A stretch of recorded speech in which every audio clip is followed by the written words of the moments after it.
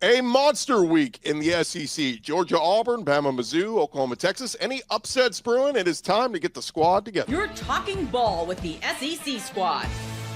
From Alabama to Tennessee, from Georgia to Oklahoma, from Auburn to Texas, it's the local experts of the Locked On Podcast Network bringing you scoops, breakdowns, and the most comprehensive preview of the upcoming SEC weekend. It's the SEC squad, and we have a seat for you. Hurt feelings and thin skin are prohibited. Squad up, you're part of the SEC squad. And welcome into the SEC squad. Sit back, grab your favorite beverage, and join us as we get you ready for another week talking all things SEC. Today's episode brought to you by FanDuel. Right now, new customers can bet just $5, and if your bet wins, you'll get $300 in bonus bets to use across the app. Download the FanDuel app today. Let's welcome in our panel, a full house this week, as we welcome in Jay Smith from Locked On Sooners, Zach Blackerby, Locked On Auburn, Stephen Willis, Locked On Ole Miss, Corey Burton, Locked On Vandy, Eric Kane making an appearance, Locked On Vols, John Neighbors from Locked On Razorbacks, and Jimmy Stein, Locked On Bama. Gents, as we do every week, tradition, first segment, we'll go around the horn. Give us a prediction for your team this week, something you think is going to happen with your team. Jay Smith, we'll start with you. John Mateer starts. And John Mateer throws for 250 yards. Very interesting. That's the talk of the week this week. We'll get to that in a second. Zach Blackerby, a prediction for the Auburn Tigers. We score multiple offensive touchdowns this week. That would be a massive improvement. And would double it. Yeah. Stephen Willis, a prediction for the Ole Miss Rebels. Keywan Lacey runs for 150 and 3 touchdowns against Washington State. Yeah, such a weird game to be playing at this point. Well, it's only because Wake Forest chickened out is the reason they're playing this game. Corey Burton, still licking your wounds. Vanderbilt off that loss. Give me a prediction. Well, they're in a bye week, so they'll be watching plenty of football this weekend. So there you go. Eric Kane, Vols back in action. Give me a prediction. Yeah, I think this game will be decided in regulation for the first time in conference play. Tennessee, 2 conference games, 2 overtime games. So I think Tennessee will win a conference game in regulation this week. Play with fire there. How about John Neighbors, the start of the Bobby Petrino era 2.0? I'm sure it'll go exactly according to plan like everybody expects it to, and it won't be harmful or give any Razorback fans hope. In fact, that's what I think is going to happen is just like every other game. You're going to give hope. You're going to play well. But it's not going to matter. Still going to lose in the end, and still going to be in turmoil as far as if Bobby's the guy or not. Gosh, it's like a dark cloud over your head when you talk about Arkansas. You Neighbors, man. You blame me? I had people reach out to me, John, and say, man, John sounded really upbeat and really excited compared to how he sounds on the squad show when we did our crossover this week. I'm like, I think he's just excited for change. But here you go, Debbie Downer here on the squad show. I think it's Gordy. I think Gordy puts him in a bad mood. I think all of you put me in a bad mood. I thought you loved me, Neighbors. I thought we had a thing. Jimmy Stein, got a Bama prediction for this week? I think win or lose, Ty Simpson over 300 yards against Missouri, who's pretty good against the run, but has been susceptible in the pass game. Another big day for Ty Simpson.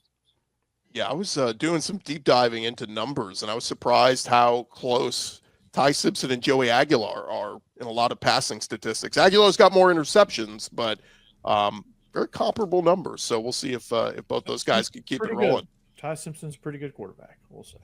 As we dive into discussing some of the games, guys, it is Red Rivalry week, and I want to kind of start there because, as Jay mentioned, all eyes on John Mateer. Is he going to go? I'll admit, guys, this was a Big 12 rivalry for so long. I like this as an SEC rivalry because Texas fans are talking smack. Oklahoma fans are talking smack. I'm excited for this one. Jay, what's the vibe right now? I mean, the vibe is we saw what happened against Florida last week for Texas. That the one thing that they struggled the most at is that they could not stop the defensive line from getting into the backfield. And since we have arguably one of the best defensive lines in the country, that's going to continue being a problem for them. And so in our mindset, and most of the fans' thought process is they just want to see how Arch Manning handles the pressure that we know Brent Venables is going to dial up. Coming into this season, when we talked about the Bryce Underwood game, Brent Venables is really good against first-time quarterbacks. Then you talked about going up against Auburn, his former quarterback. You knew he was going to dial up the pressure and do exotic things there. So now we've got this one with Arch. The expectation is this defense is going to once again lead the way. Now, as I mentioned before, I expect John Mateer to play. Shout out to the Tortilla Presser who gave us the tip last week that he said he was going to play.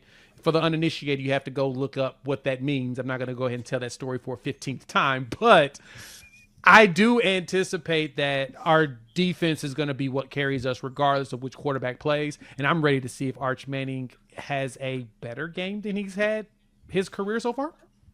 Hey, Arch didn't play bad against Florida. Arch had I thought he made some throws. Yeah. He didn't make some throws. He will throw the ball. That game was not on Arch Manning. That was on the fact that Texas's offensive line was a joke.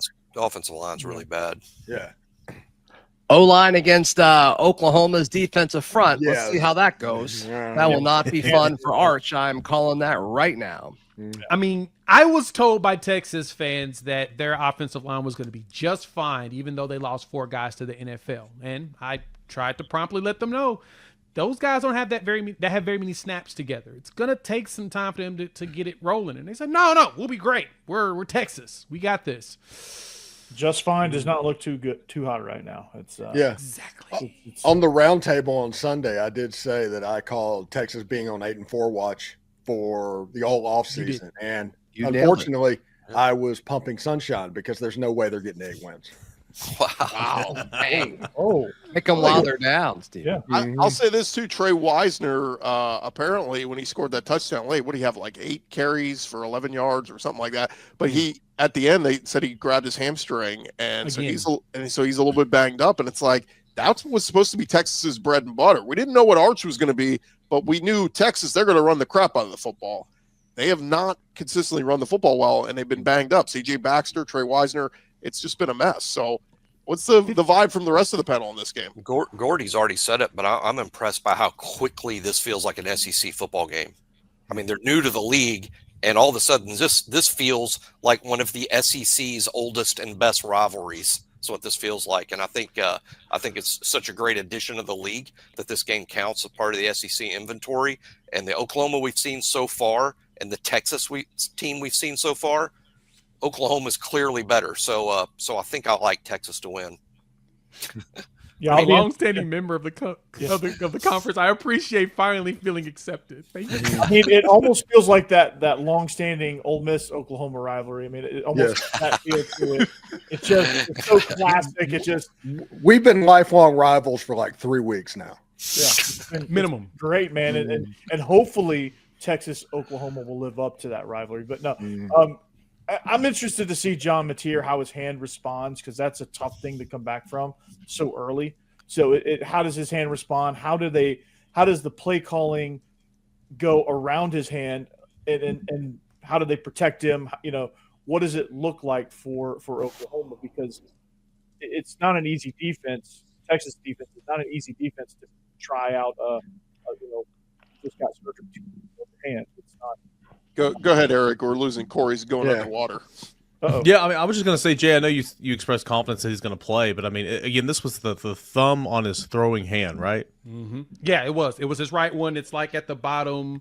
What I've been told is it's more about can he grip a ball well? And that's really the biggest question. It's pain management. So, and I know Venables said he hadn't done any good on good. This was Monday, I believe. So I mean, maybe that changed. No, it was today. Yeah, Monday was the practice. So it was today. He did it this morning. Jay, this show comes out later in the week. Yeah, my bad. But nonetheless, I mean, gripping the football is a big deal. So even if he plays, I mean, I was kind of hoping that. Gosh, man, Oklahoma and Tennessee played November the 1st. I was hoping maybe that'd be his first game back, and we'd be talking about this conversation of can he grip a football? What's he going to look like? But I agree with Corey. That's going to be a huge part of the football game in terms of how you're going to call it if he's in there. But back to what you said earlier, Jay, about defensive pressure, all the external factors outside of the quarterback position in this game. It just screams Oklahoma. I've been really impressed with Oklahoma so far this year. I like Oklahoma in this game, though. I do think, I'll go back to that Florida game. I think Arch obviously has not lived up to all the preseason hype. He was never going to because it was ridiculous for a guy that's never played, big-time football before, outside of a couple, of plays last year. But I thought he made some big time throws against Florida. I thought the escapability, taking what the defense gave him at times when the pocket collapsed. I thought he grew up a little bit against Florida. Will that be enough to win a game like this? I don't think so, but it was good to see. FanDuel still likes Texas in this one. So the line is still sitting there. Let me ask you guys this. If it is Michael Hawkins and we don't see John Mateer at all, do you still like Oklahoma? I do. Yes. Yeah. I do as well. I don't even like him. I don't even like like him if Mateer does play. I'm telling you, Texas is going to win this game, and they're going to win it probably by 2 touchdowns. Because this is the type of game, more often than not, that always has whatever team is stinky, they go into this game and they lose, and they end up winning. The stinky team wins. And I feel like that happens in this rivalry game more so than any other one. And I feel like it's going to be the same thing here. Texas is going to wake up, and then everyone's going to be back on Texas and Oklahoma. Everyone's going to be like, this team's no good. They got fraudulent. And then in 2 weeks, it's all going to change because that's what this season's been all about. It's been about nonsensical things like that. And I think that's what's going to happen in this game too. Speaking about what John just said, I had a group chat with Corey earlier in the week. It's like Oklahoma is about to lose John Mateer for the season because they're trying to rush him back to face Texas in this game. Yeah. And that would be my concern, that something happens in that ball game and you throw the playoff out the window to beat Texas, which I play Mississippi State. I understand rivalry, but there seems to be some bigger goals that you can hit this season. Well, and that's a fair point. I agree with you on that. I wouldn't want him to come back if they feel like there's a chance for re-injury. I mean, regardless, it's a throwing hand. If you throw and hit somebody's helmet, you're going to, regardless, injured or not, there's always you fall on the ground wrong. Where the injury is, like down here, you fall on the ground wrong. It could be trouble. No, that's very fair. So I totally agree with you on that. I think for him, and even some things that he said, is that Mateer himself, and my apologies, Eric, presser was on Tuesday, so that was my bad. Not Monday, it was Tuesday. It was what I was trying to say. I'll never not forgive today. My bad. But anyway, Mateer said this is one of the reasons why he came to Oklahoma was to play in this game. So I do hope that if he does play, that it's more of a pain management situation and not a rushing back. And regardless, if he comes back in 2 weeks against Ole Miss, he's still going to be under re-injury watch no matter what. Well, real quick, guys, as we put a bow on this one, raise your hand. Are you taking Oklahoma to win this one? Raise your hand. We got 1, 2, 3, 4, 5, 6, 7. So Jimmy and John rolling with Texas. We will see what happens there. All right, some other big matchups in the SEC this Saturday. Could Bama or Georgia fall on the road? The SEC squad talking more ball next. More with the squad in just a second, but first, when the opening whistle blows on a new repair, get your crew moving forward with SupplyHouse. Order today and see parts on your doorstep tomorrow. Over 280,000 plumbing, HVAC, and electrical items from the most trusted brands in the business. Their real-time inventory and honest lead times keep you from punting projects, while their industry-leading customer service always has your blind side covered. If you need parts fast for a project, SupplyHouse, they have next-day delivery. Talk about a game changer. The part finder tools and 3D schematics can save you hours on jobs where every detail matters, and their Trademaster perks like priority shipping and dedicated support make the whole process smoother. Go join the free Trademaster program today and score some serious perks like priority shipping, lower prices, and a dedicated support line. Visit supplyhouse.com to sign up for free and use promo code SHCollege5. That'll get you 5% off your first order at supplyhouse.com. Real people, real service. This episode also brought to you by our friends at FanDuel. And look, the NFL season, we are in the thick of it. And FanDuel, they've still got the great offer going that you do not want to miss. Right now, new customers can bet just $5 and get $300 in bonus bets if you win. That's right. You pick a bet, you put down $5. If it hits, you'll unlock $300 in bonus bets to use across the app. And so many great ways to use FanDuel. We love taking a look at a lot of the college football betting lines. They got all the big games in the SEC every single week right there. They got the betting line, the money line, whatever it is you want to get in on. They got player props. I mean, it makes watching football even more exciting when you got a little something riding on the action, whether you're a casual fan or you love diving into the stats. FanDuel makes the game day experience so much better. So what are you waiting for? Go visit FanDuel.com right now. Download the FanDuel app. Get started today and get signed up over at FanDuel.com. SEC squad rolling along here. Our buddy John Miller, Locked on Mizzou, hops in at just the right time as we get in 11 a.m. Central on ABC, guys. It is going to be number 8 Alabama at number 14 Mizzou. Alabama fresh off their win at Georgia and then home win against Vandy. And now another top 15 team. This one comes on the road against Mizzou. John and Jimmy, what's the vibe on this one? Because it just feels like, gosh, Alabama, can they keep slaying the dragon? Whereas Mizzou, they've just been sitting pretty at home every week of the season so far. Well, I'm getting the information from a Cole Kubelik tweet, but only 4 teams in SEC history have defeated 3 ranked conference opponents in 3 consecutive weeks without an open date. So this Alabama team would only be the 5th one to do it.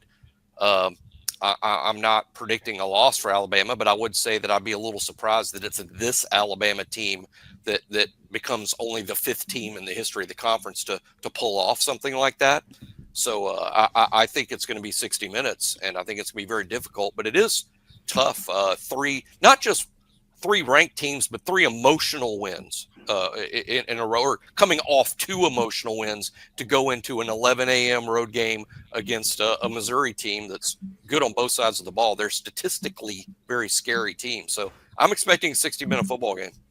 Yeah, I think it's a tough spot for Alabama, and yet I can't call it a trap game or anything. You look at the rest of the schedule for Bama, if they can get by this road game here in Columbia, really the Tide is sitting pretty with the rest of their schedule because the rest of their tough games are all at Bryant-Denny Stadium. So I think that's a huge advantage there. For me, if I'm looking at Alabama and Missouri just in terms of a matchup, the Tigers obviously haven't played the type of schedule that the Crimson Tide have played so far. But, man, Missouri has really stopped the run consistently. They've also given up some big plays in the past. I think Ty Simpson and Ryan Williams and company they're going to get their numbers. They're going to throw for probably 300 plus. But I just think if Missouri can make Alabama one-dimensional, I think it's going to be interesting. To me, this is a coin flip kind of game.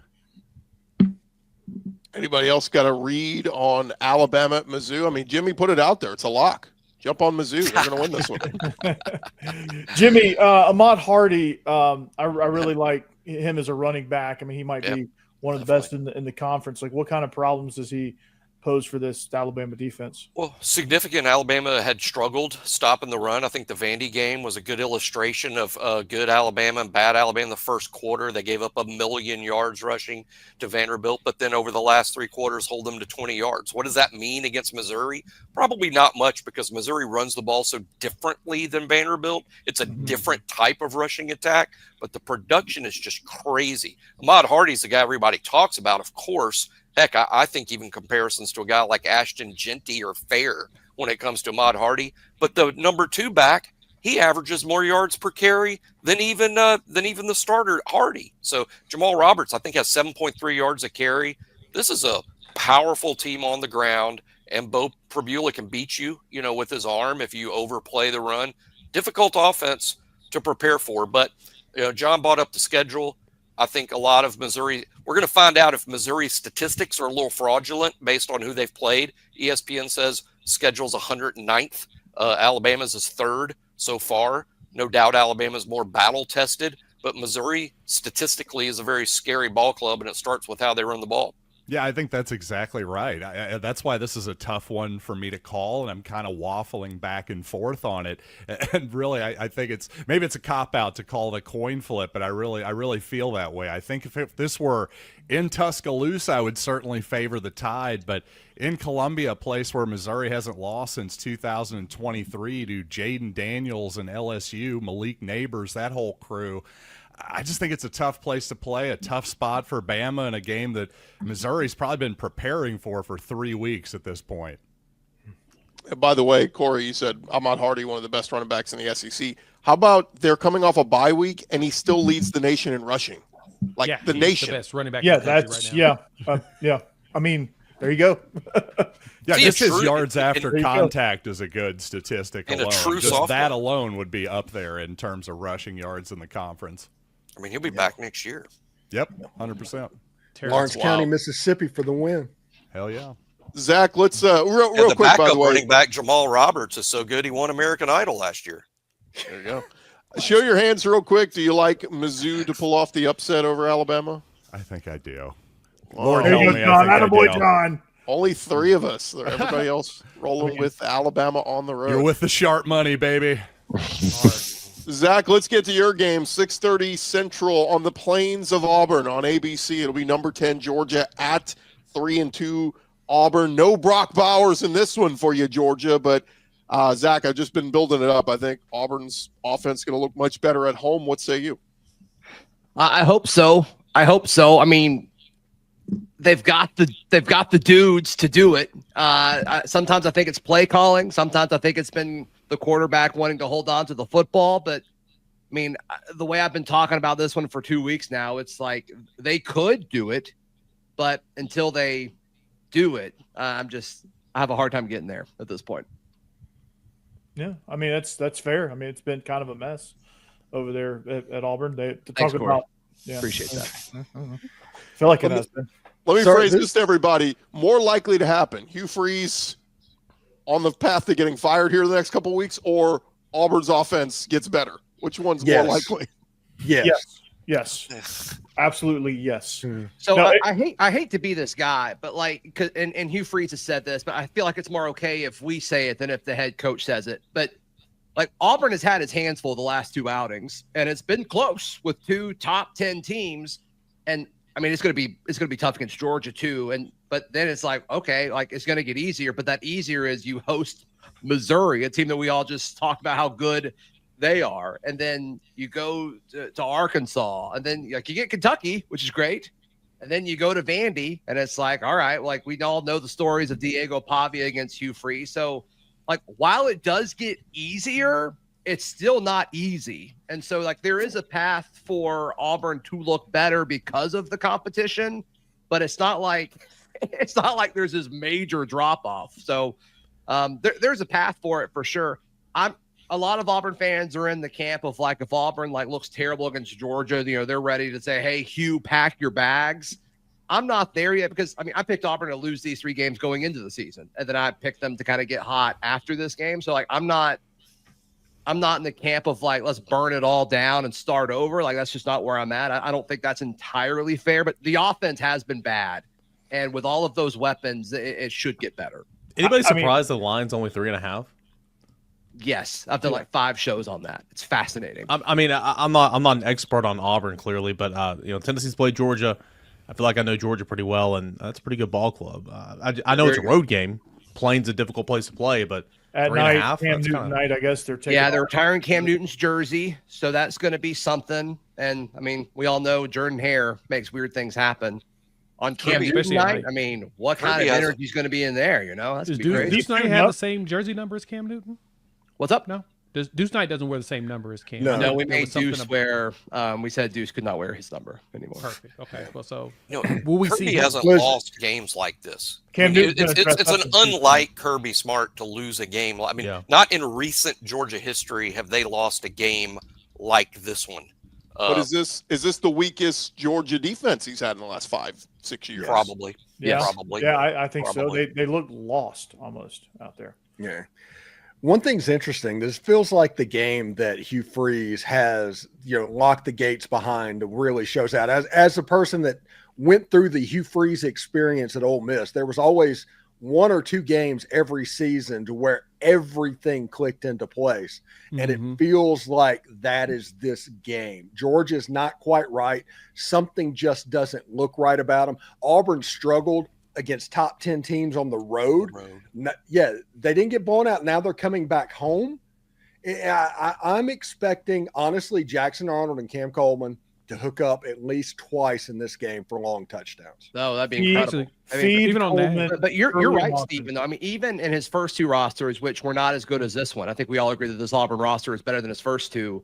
I mean, he went down to it. I mean, Jimmy, obviously the 4th and 31 in his first year. And then Gordy, you mentioned Brock Bowers taking over in the 4th quarter in his first. Like, he's made it close. Like, he doesn't get, like, he keeps it close. And so he's got the dudes.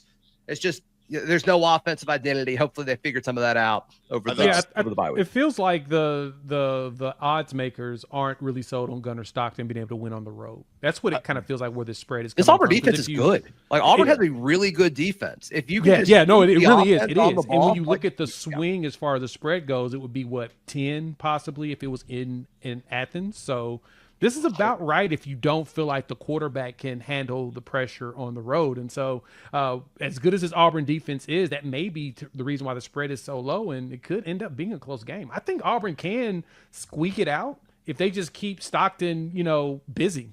To me, Zach, I feel like Stevens sent you an eggplant emoji with what he was saying about this game. I mean, you were getting very excited there. What does that mean, Gordy? Can you break that down for me real quick? Yes. We didn't bring up I'll explain Come on, Gordy. I'll explain it during the break. Real quick, show of hands. Who's taking Auburn at home? Raise your hand. 2 of us. Or 3? Okay. Gordy, are you picking Auburn? Oh, I'm just entertaining the idea. Georgia wins by 3 and barely misses the cover. Auburn is going to win this game outright. They are going to win this football game. We're going to have a lot of upsets this weekend in the SEC. Man, that'd be incredible. All right, gents. Incredible. I will be unsufferable next week if that happens. Or even I need it. I need that to be injected in my veins. Then. Hey, coming up next, we got 3 top 15 SEC teams hosting unranked teams at home. Who is most likely an upset alert? We'll talk about that next. More with the squad in just a second, but first, Mazda crafts cars for those who do more than simply move. Mazda delivers confidence with every ride, with more IIHS top safety pick awards than anyone else. From footwork to breathwork, athletes, they sweat all the details. Mazda, they bring the same intention to how they craft every model. You can feel the Japanese craftsmanship in every detail, from the metallic accents to available Napa leather upholstery. You can make everyday drives feel like anything but, from the smooth handling to the intuitive controls. And with the all-wheel drive standard in every crossover SUV, you're going to drive with confidence through almost any season. Like our players, we sweat every detail, because when you make every move count, impossible becomes irrelevant. Mazda, move and be moved. If you're thinking about getting a new vehicle, check out our friends at Mazda today. This episode also brought to you by our friends over at Quo. One of the tools that help make a huge difference for business owners is Quo, formerly known as Open Phone. It is the same great business phone system you've heard us talk about before, just with a new name. And here's why it matters. Every missed call is money left on the table for your business. When every customer conversation counts, you need a phone system that keeps you connected 24/7. And Quo is the #1 business phone system that streamlines customer communications. It works right through an app on your phone or computer, so no more carrying 2 phones around or even relying on a landline. You're going to love how Quo lets your team share one number and collaborate on calls and texts, just like a shared inbox, so no customer gets left hanging. Go see why over 90,000 businesses trust Quo, formerly Open Phone.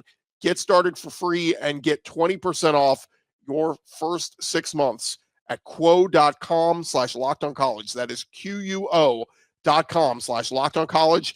And if you've got existing phone numbers with another service, Quo will port them over at no extra charge. Quo, no missed calls, no missed customers. SEC squad rolling along here, guys. And I'll just put it out there. We got 3 games of top 15 teams. They are hosting unranked SEC teams. We got number 11 LSU's hosting South Carolina. We got number 12 Tennessee hosting Arkansas, and we got number 5 Texas A&M hosting Florida. Who of that group do you feel like is most on upset alert? Tennessee.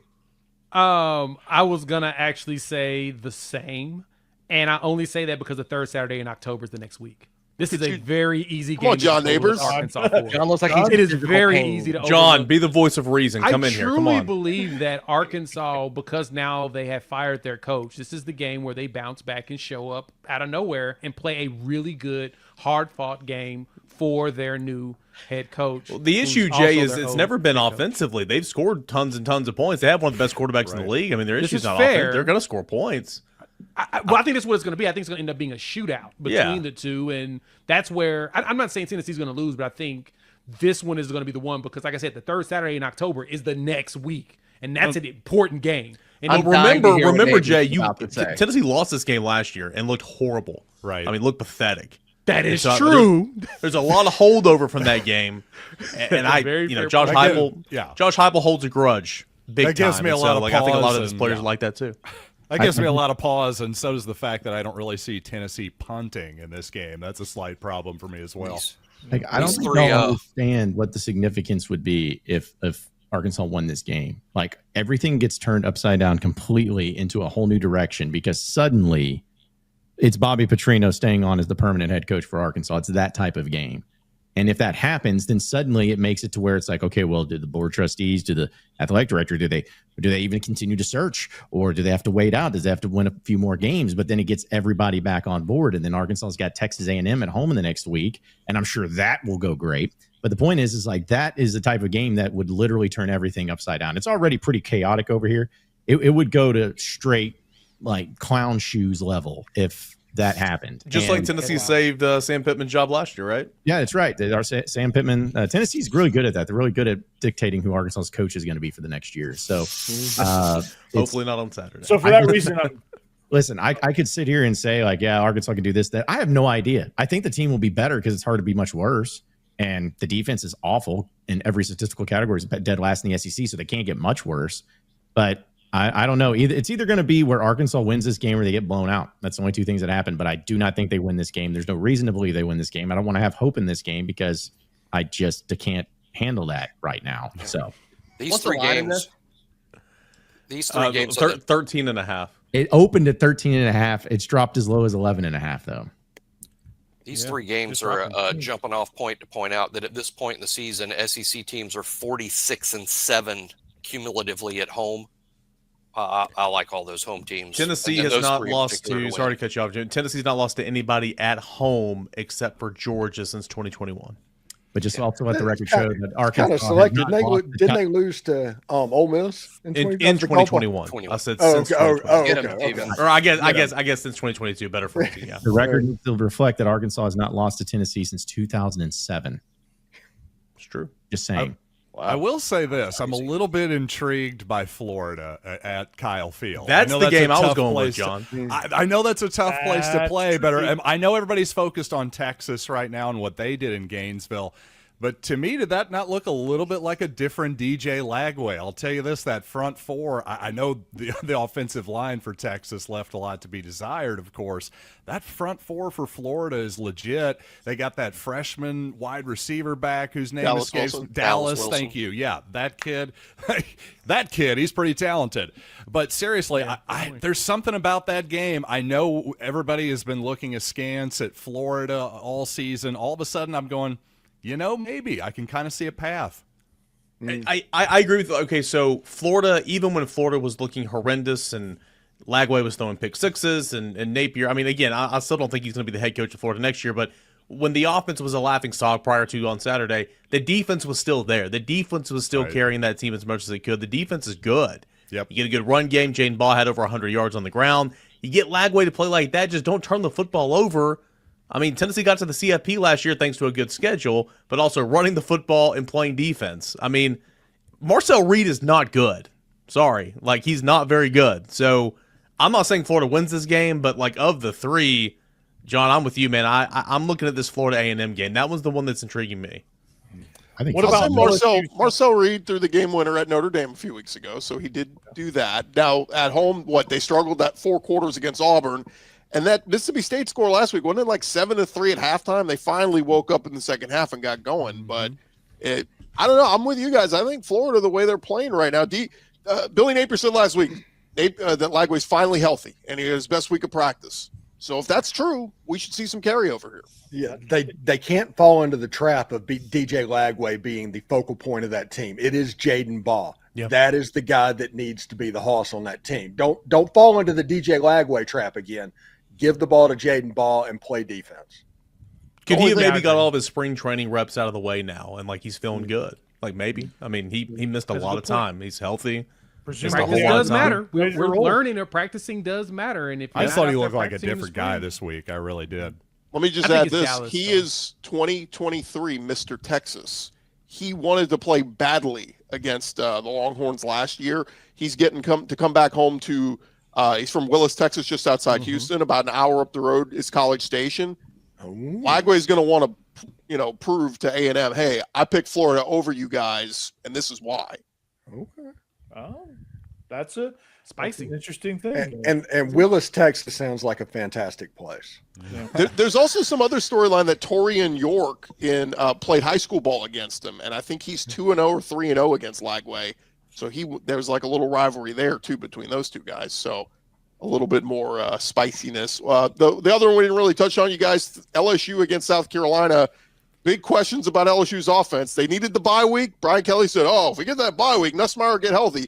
We better see a better Nussmeier this week, because if not, I think Lenore Sellers and South Carolina, they're in desperation mode. They need a win. Listen, South Carolina can't stop the run. LSU can't run the football. Whichever team does the better job of doing that is going to win this game. Yeah, I can see both quarterbacks throwing for a lot of yardage in that game. But again, broken record on it, but I just like the home team here. I like the home team in all the games except maybe Alabama at Missouri and Georgia at Auburn. But I think Alabama and Georgia both are on high upset alert, both of them. I'm going to be a buzzkill here. I'm going to put on my best John impersonation here. I mean, in this game, just such a letdown, coming into the season. I mean, Lenore Sellers, Nussmeier, LSU returns all this production. It's one of the best games in the league last year. Yeah. LSU at South Carolina was an awesome game. I think this could be a great game on Saturday. Don't get me wrong, but it just feels like there's not a lot of hype going into it because both quarterbacks have been really Nussmeier, and I'm a huge Nussmeier guy. He's just looked not polished at all. He looks still hurt. He looks like that abdomen is bothering him, in which, we had that same thing with Quinn last season when he had the abdomen issue, wasn't really able to complete passes very well from that, couldn't throw. You don't get your full motion when you have that abdomen issue, and it sounds like it's a lot worse than what they're trying to lead on because he does not look good. You're right. He doesn't look good at all. Van Buren time? They had the bye week. They said he's had a week plus of rest. So Nussmeier better look better. But yeah, if he doesn't, maybe they do start looking. I don't know. I just feel like this is the battle of two of the top 7 unlikable coaches in the SEC, personally. And so I'm going to be fascinated from that. But I was just looking at South Carolina's schedule. It is pretty crazy. That, of course, LSU's ranked 11th, but then they have 6th Oklahoma, 8th Alabama, 4 Ole Miss, Texas A&M 5, all straight weeks. So when people were thinking them as a playoff team, you like how Gordy made sure to bring up LSU at the end of the show. He always finds a way. It's crazy. Well, I was going to save 60 seconds for Steven to talk about his big matchup against Washington State, but just win the game. Just win the game by 1 point and get to the Georgia game. I mean, that's what this is. That you're already number 4 in the country. You don't need style points at this point. If you win every game, you're going to accomplish every goal that you want to accomplish. So just win the game against Washington State and move on to Georgia. So as a recap, guys, Jimmy Stein says Bama has no chance against Mizzou. John Neighbors, small chance, rooting like hell for Arkansas to lose out, and Zach Blackerby is getting excited about what maybe Auburn's offense could be. So if that's what you got out of what I said, I don't know. I don't know what to tell you. Maybe you just heard me because I Gordon's the one who brought up eggplants. I don't know who's excited over here. Listen, I'm rooting for Arkansas to win a lot because I'm the biggest Bobby Petrino fan. I've always been the big Bobby Petrino fan. And as I put up on Twitter, it's like your favorite movie that came out 14 years ago is coming out with a sequel. You know, it's not going to be as good, but it's still going to be fun to watch. And on top of all of that, too, I still don't know which is more shocking to see John Calipari as the head basketball coach here or Bobby Petrino having the head football coach here. But either way, it's going to end probably badly for Arkansas, but I'm here for it because it's going to be great for content no matter what. I'm going to vote for Petrino on that one, but it's a great call. Both of them are pretty shocking, but Petrino, the head coach of Arkansas, in the saddle, man. It's absolutely unbelievable. I love it. Just keep them off the motorcycle. Hey, guys, remember to follow and subscribe to your favorite SEC show. We'll be covering your favorite teams every day throughout the rest of the season. Don't forget, I'll have you covered with the entire conference every day on Locked On SEC, part of the Locked On Podcast Network, covering your team every day. We'll talk to you guys on our Sunday recap show.